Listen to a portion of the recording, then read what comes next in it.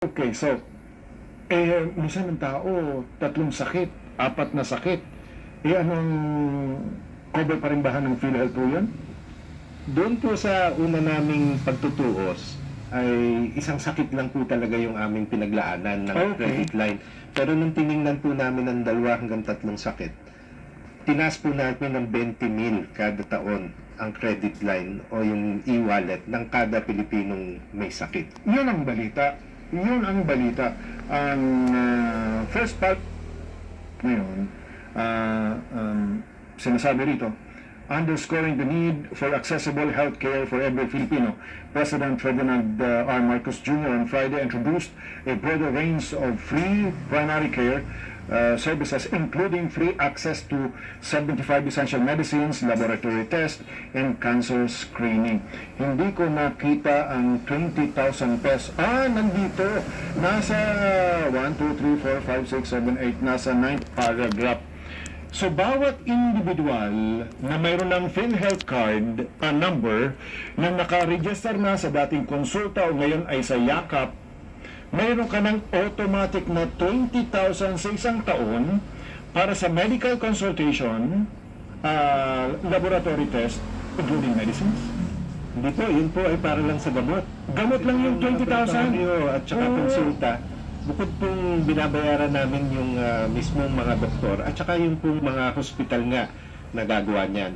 So, maliban sa 20,000 na gamot na nasa e-wallet, ibig sabihin nasa inyo na yan, automatic na yan nasa inyo,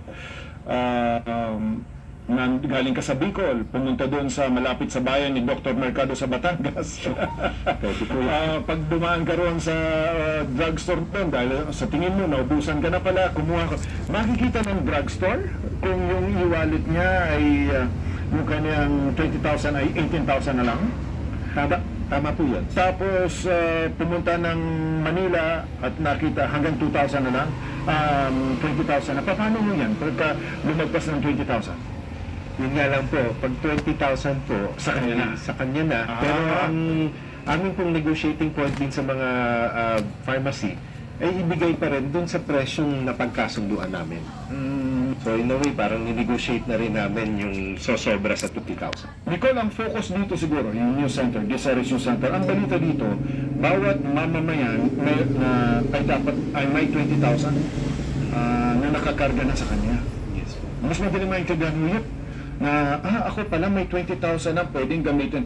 Panggamot pa lang ito. Ang kailangan ko lang mag-register, magkaroon ng PhilHealth number at magpa-rehistro sa Yakap accredited clinic or hospital. Lininawin ko lang, Cesar, yung kada reseta lang, Reseta, of course. kailangan kang bumalik sa iyong consulta provider. Kasi titingnan din niya, baka kailangan baguhin na yung dosage mo, baguhin yung gamot.